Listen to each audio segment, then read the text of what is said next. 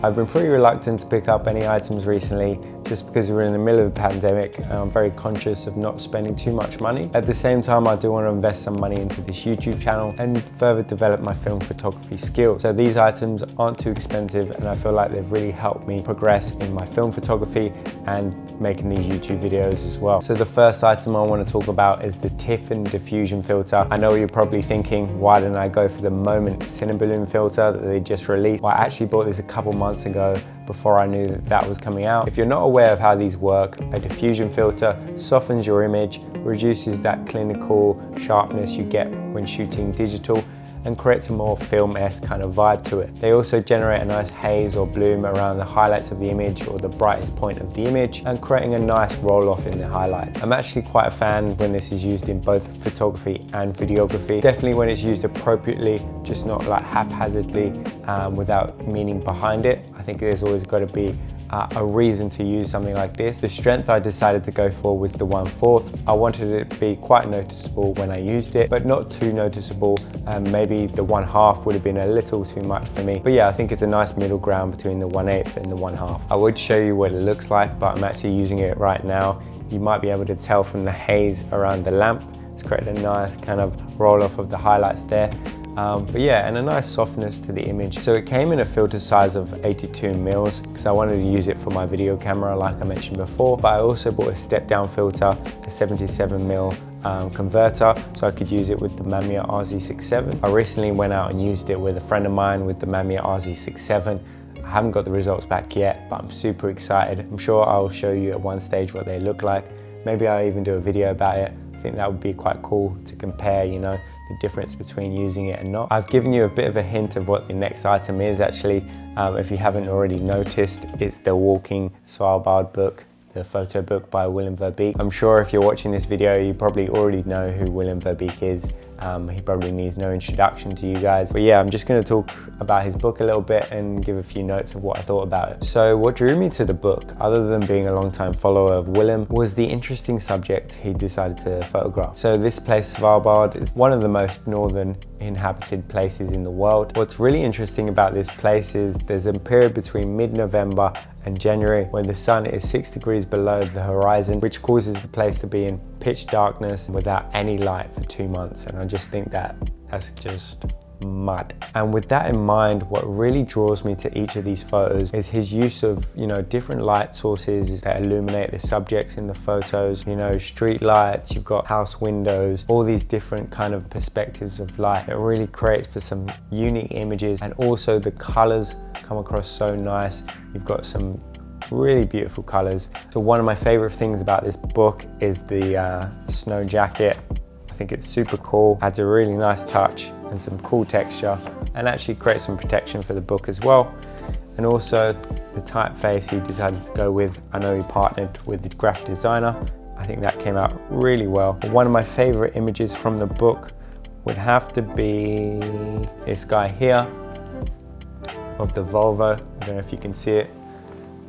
Bring it a bit closer. I really liked how the oranges, the different tones of oranges were very complementing in this image, and also the composition. You had some really nice lines coming through the image as well. And my next favorite is probably, actually I think it's the first image, the snow falling in the foreground and the light in the background. There's a nice orange tone. I like my warmer images, so it definitely was more towards a warmer tone as well. But yeah, beautiful photos. Another great feature of the book is each image was encapsulated in snow, and this added a nice texture to each image as well. Having not really experimented in night photography, this has given me a huge inspiration to go out and shoot, and definitely experiment with the RZ67 in some nighttime photography. If you've noticed in my videos, a lot of the behind the scenes footage I shoot is actually with my iPhone 11. It seems a bit silly to be shooting on an iPhone when I've got a mirrorless camera like this to shoot with as well. However, the last thing I want to be lugging around, as well as the big Mamiya RZ67, is another bulky, you know, big camera system. Also, I actually really enjoy the video footage that comes straight out of the iPhone, and also the AI technology integrated into it. It saves me a lot of time instead of messing around with different settings. With that being said, I thought it'd be a good idea to get like a small iPhone tripod to help me when I'm out shooting. I do tend to be shooting scenery a lot of the time, and it'd be nice to get a different perspective where you can see me actually with the camera shooting and my point of view, rather than it just being, you know, me behind the camera all the time. Also, I decided to buy an iPhone tripod arm with it, with the intention of shooting some top-down videos for social media, and also to get some cool time lapses in my apartment, and maybe some B-roll footage as well for my YouTube video. I ended up buying both of these items from Amazon. They're about 50 bucks for both of them. They're a really reasonable price and something I can, you know, integrate into my YouTube channel and help me film. I don't spend a lot of time shooting digital when it comes to photography, but I'm finding the iPhone camera is definitely my favorite go-to when I am wanting to shoot anything digital. I recently just sold my Fuji X100F because I just didn't use it, and I'm just enjoying, you know, having the phone camera in the pocket,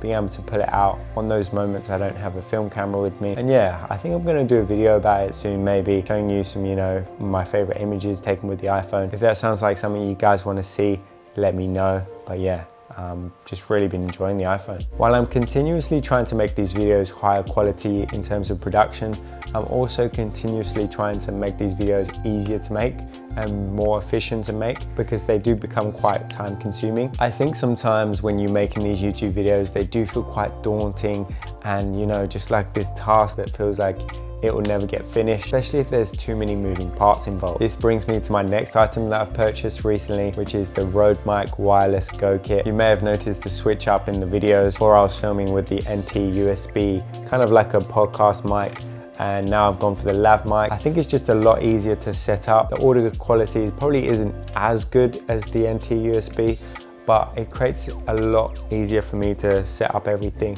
And also there's only the audio channel becomes attached to the video channel, so I don't have to sync anything up as well. Also, it's allowed me to video in a few different spaces that I wouldn't normally be able to film in if I had the big podcast arm in the way. A bit more creative freedom in how I shoot these videos, and I'm quite excited to, you know, shoot in a few different spaces. I've actually borrowed these a few times for a few commercial jobs, so I knew the quality was really good and they're really worth, you know, investing in for future projects as well. Anyways, thanks so much for watching. I hope you enjoyed this video. If you want to see more of my film photography, please do go check out my Instagram. And if you did enjoy this video, don't forget to like and subscribe and all that fun stuff. And yeah, I've got a few videos coming up, some more coastal type photography. I should be doing some weekly uploads in the future with some content stacked up for now. Until then, peace.